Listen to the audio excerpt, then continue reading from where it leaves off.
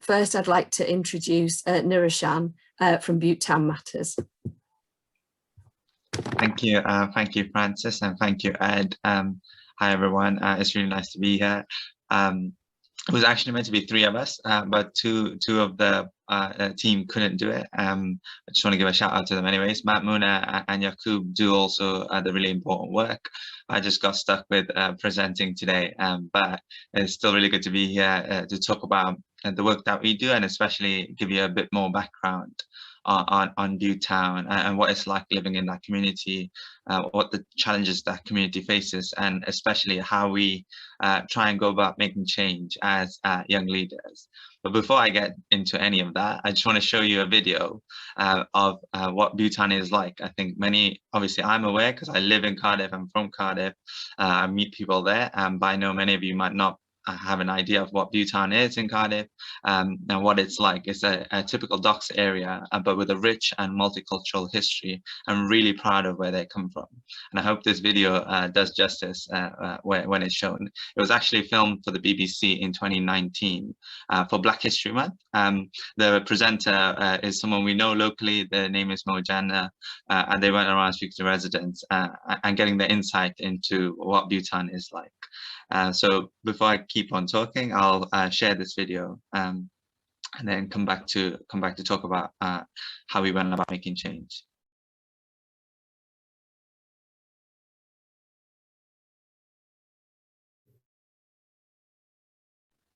I hope that gave you a really good, it was a really good video. I really enjoyed it when I first saw it. But yeah, I hope it gave a sense of who's in the community, what it's like living there. 36 years to win a sprint medal when she won silver at the 100 meters in Doha. Tonight, she's going... Apologies, the next video played, so I was just hearing that in my background. But yeah, I hope that video gave you a real sense of background on what Butetown is like, the history of it, especially with the docks, and how long the communities have been there. But despite that, as Mo touched on, the area still faces many challenges around discrimination, inequality, and unemployment are rife in Butetown, and it still is today. And, you know, when we talk about Cardiff and when we talk about the city, it is a tale of two cities in Cardiff. One compared to the northern side, which is more prosperous and much more developed in terms of its resources, to the southern side, which has some of the most deprived wards in Wales. Almost a third of Cardiff residents experience material deprivation, with a high percentage of children living in workless and low-income households. And despite you know, Cardiff's growth during the last 30 years, the patterns of poverty and inequality emerged a generation ago. There are many disparities comparing the southern arc of the city, where Butetown is, and includes other communities as well, and the rest of the city. And, you know, in addition, this is worsened by, this is even worse for ethnic minorities and those working with a long-term disability, who are more vulnerable to long-term unemployment as well. So, you know, communities across Cardiff and Butetown not only face deprivation in terms of jobs and economics, but environmental deprivation as well, with low quality and a total lack of appropriate housing, job losses across key sectors like the arts, hospitality, and manufacturing. And, you know, the destruction of our cultural heritage and historic buildings and more. You know, Butetown, if you look at the past 10, 15, 20 years, has been redeveloped quite a bit to attract tourists to the area.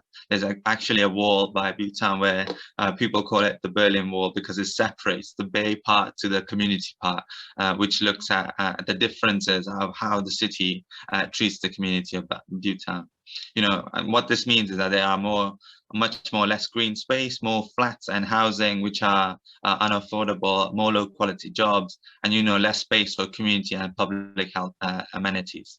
It means, what that means is, it means less input into decisions, it means low quality housing, it means less accountability for us. And really, it means more money in the pockets of landlords and others, of developers who get the money to run and change the community for what it is, and less space for people to just exist in peace in a clean environment and live in quality communities where, you know, they're proud of what they want to do and they have a say in what happens. And during this pandemic, you know, we had many challenges, especially communities have come together despite really a difficult hardship, but we've seen plans which are being pushed through this period by those in charge, especially the local authority. And, you know, despite everything going on, the people of the city still care deeply and want to protect what we have. So, you know, we during the past year, we've had the challenges of the local authority continuing to carry on this agenda of making sure communities are not heard, you know, our voices are not fully consulted. We've had a really good example in the former Paddle Steamer Cafe, which is a local cafe in Butetown, which looked at keeping that space as a community facility. You know, we had over 50 individuals, community leaders come together, demanding that the plans for the paddle steamer change. What the local authority planned to do with this community space is that to replace it with social housing. And we know that there is a much need for housing in the local community, but we want that to go hand in hand with local spaces where communities can get together. And, you know, one of the spaces is the paddle steamer. But the local authority obviously didn't agree with that point of view, and we had to mobilize and organize our community leaders to object against it.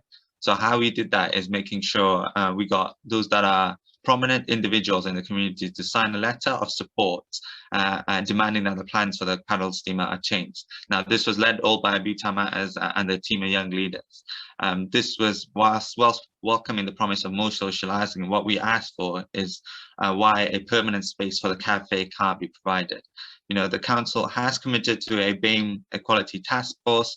You know, we thought there would be some leeway into that, looking at how campaigners in Bhutan can make an attempt to save historic institutions with the paddle steamer, with a direct appeal to our council leader. You know, following the Black Lives Matter protests, a local controversy already happened with another plan with the military museum in the Bay, where communities again felt they weren't heard. And they are demanding, you know, what we try to do is make sure we got together in a room, organize and listen communities to what issues are affecting them. What we heard time and time again is that, you know, we got plans towards the end of the consultation period where, you know, decisions have already been made. Developers have had their plans in the latter stages where it's really too late to make any drastic changes. And, you know, communities of Bhutan were wondering how come that's the case. We felt that we were not in that space to challenge these. And, you know, we said we're tired of the communities of Bhutan of being ignored and overlooked. And, you know, when a request that we put forward is not acknowledged, it's impossible not to even view this in the wider context of the city. You know, we know Bhutan has had so much buildings and development in the past few decades, but it happens across the city. You know, we try and make sure the council make sure they have more time to address this as an open space. But what we want to do, you know, we challenge and try and build relationship with those in power. We realize that this approach of making sure that we shout as loud as we can work in mobilizing people, but in reality we need to be in those spaces where decisions are made and those with power where they're having these discussions. When we're not in those spaces is why we continue to see this happen. So what we're trying to do is make sure we made a direct appeal, did a power analysis, looking at who's exactly is in charge of making sure spaces are protected in Bhutan. We found that person, which sometimes is directly linked to the council leader, other times it's involved to people below him who are in the planning committee or in planning offices. And we try to explain and tell them the story of that they have an opportunity to make an engagement, a proper, meaningful engagement with the community, looking at how they can establish a space that welcomes and makes the space more welcoming, having that social housing, making sure that communities are not losing their historic institution. You know, with a long and colorful history, the paddle has been an important meeting place for long-established Somali and Yemeni communities. You know, it meets the social needs of those that are living there, and, you know, it gives supportive residents from complex backgrounds. That was our message to them, saying this is a community space, whether you think it or not.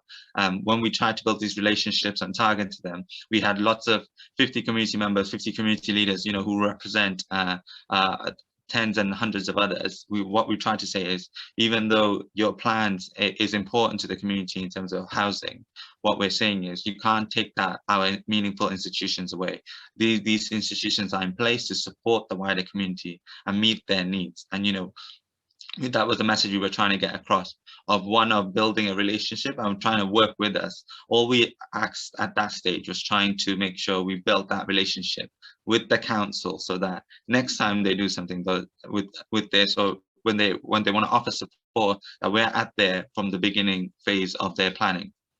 You know, we've had positive responses from certain councillors and the council in lots of things, but we still have a long way to go in terms of tackling this. And what we want to see is helping communities challenge the unfair power of developers. So that means giving communities a real voice in the planning process, and make community objections a legally valid reason for rejecting developments. What we've seen is that when we put forward an objection, it's tossed aside as, oh no, it's not going to work out and it doesn't matter.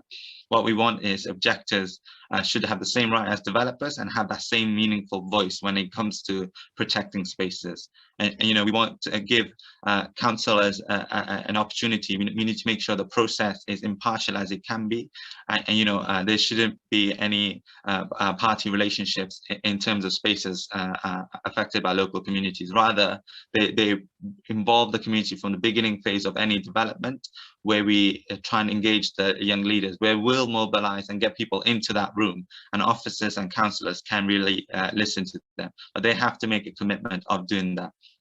You know, we want them to make sure giving communities at least 6 weeks, at least, to submit a view about applications. Sometimes we only get a few days. So our approach is making sure our demands we have enough time to look at the proposal, to digest it and comment on it.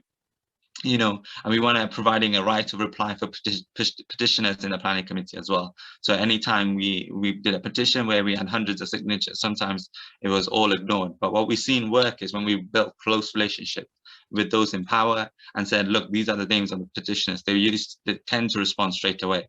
But what we're saying is, any petitioner that does want to protect their space, give them that same right in the planning committee.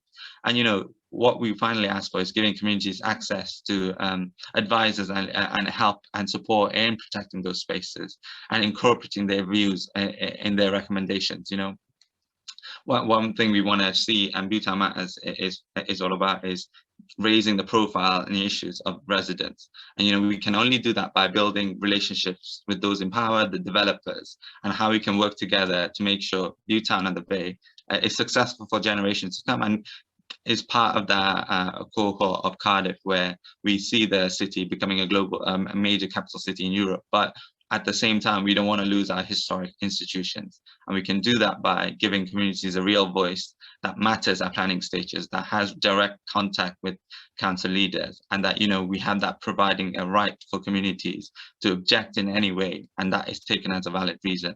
So, you know, when we campaigned, we obviously raised a lot of media profile, and with that, we have a really close relationship with the councillors. So I think it's important that when we look at change in local communities, we try and build that relationship and direct contact with the council leader and the council as well. So working with the local authority rather against. And I think that's the message that we want to leave with, especially looking at what happened in the past year, where the lessons that we learned is, you know, working and really working together with local authorities, looking at what works, involving the community at each stage of the development means much more successful, and everybody is happy at the end of it, rather than coming at the end of anything that they've decided and not having any community voices. So what we want is to work with institutions so that, you know, communities like Butetown can be heard for years, and, you know, gives voices to the real people that these spaces affect.